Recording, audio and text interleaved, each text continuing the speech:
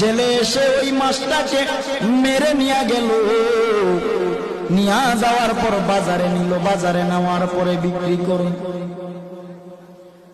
মাছটা মনোযোগ সহকারে নবীর দুরূদ শুনতেছে, আর ওই দিক দিয়া জেলে ভাই মাছটাকে ধরে নিয়ে গেলেন বাজারে বিক্রি করে। হঠাৎ করে আবু বকর বাজারের দিকে গেলেন, বাজারে যাইয়া মাছটা ক্রয় করলেন। নবীজিকে রাহমাতুল লিল আলামিনকে দাওয়াত করেছে আবু বকরের বাড়িতে নবী খেতে আসবে। সুবহানাল্লাহ। আবু বকরের বাড়িতে নবী খেতে আসবেন।